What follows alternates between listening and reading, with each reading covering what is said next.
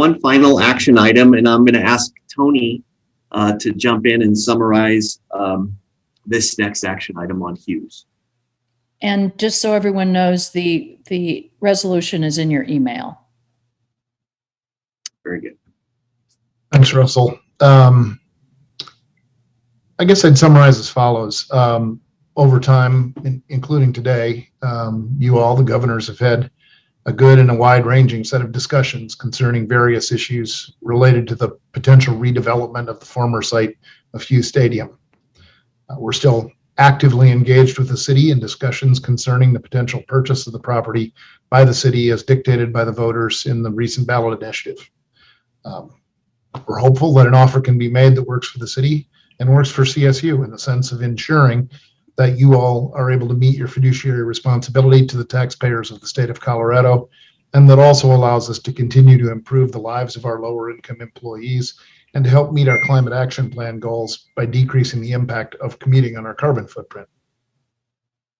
But the board must also consider the possibility that an acceptable offer will not be made and that an acceptable alternative solution may not be found. In that case, an option previously endorsed by the board remains available. Developing the land largely in line with the previously described plan, but at a reduced pace, as the plan would now only accommodate CSU employees, thus spreading demand out over time. Such development would utilize the SPAR process embedded in state statute and enacted in local municipal regulation. We've previously initiated that process and will notify the city of our plans to continue to schedule the various remaining elements of the SPAR process, with CSU retaining and the Board of Governors retaining title to the land in question for the board's stated public purposes. Such processes take time, of course, to publicly lay out the plans, to gather feedback, and allow the board to make its determination on a path forward. We'd hope to bring additional information back to you for the August board meeting, and between now and then, we can simultaneously proceed without undue haste along the SPAR pathway while also awaiting an offer from the city and continuing our good faith discussions with city staff. To that end, Madam Chair, I believe there is desire to take action formally supporting this direction. This is Jane. I would make the motion to support this action, please. Second. Hey, Jason, can you read us the matter for action, please? Yeah, absolutely. This is now part of your board materials. It's a resolution that has been prepared that essentially does exactly as Tony mentioned. It's the board protecting its interests and also expressing its willingness to engage in good faith negotiations and discussions with the city of Fort Collins. With this on the screen, this is very helpful. I'm going to reference the whereas paragraphs, and I'm not going to read them verbatim. I will read the actual operative motion paragraphs, just want to make sure that's in the record. The first paragraph talks about the 161 acres of land that the board owns, that is the former Hughes property. The second paragraph references the board's action item in October 9th of 2020, where it approved its public purposes, goals, uses, and site plan for the Hughes property. In that resolution, it directed the Chancellor, authorized the Chancellor to work with the city on that advisory review process, the SPAR process under the city code. And the Chancellor has done that and has initiated the SPAR process with the city. The next paragraph acknowledges the initiated ordinance that the voters of Fort Collins approved on April 6, 2020. That ordinance requires the city to make good faith attempts to acquire the property from the board at its fair market value.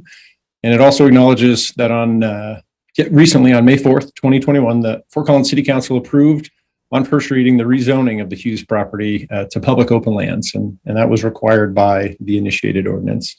The next paragraph begins the actual operative motion. I'm going to read this verbatim. It is moved that the board restates and reaffirms the exercise of its legal authority under Colorado law to determine the present and future uses of the property through its plan for the Hughes property, as stated in its October 9th, 2020 action item, and directs the Chancellor to continue to engage in the SPAR process with the city of Fort Collins. It is further moved that the board directs the Chancellor to continue discussions with the city of Fort Collins regarding the city's desire to acquire the Hughes property, given the city's obligation to use its best efforts in good faith to acquire the property under the initiated ordinance, and the board will consider any proposal from the city in good faith. It is further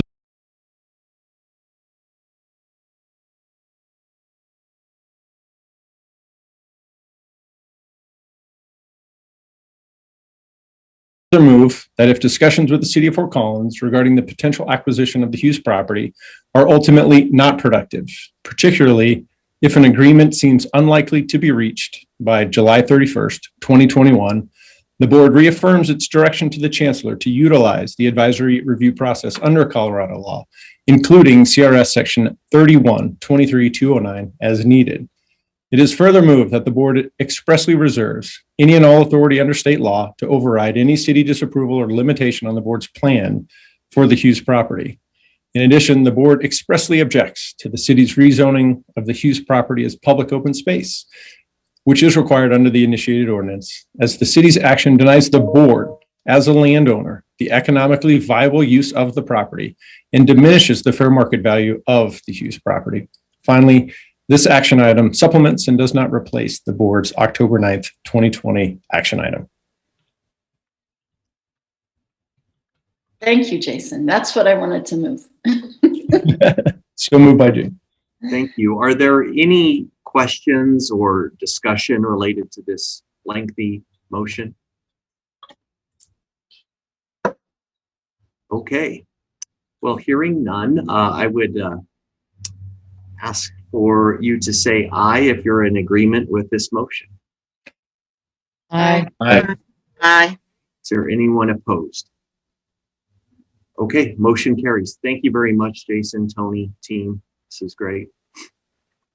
That concludes the real estate section of today's meeting. And thank you,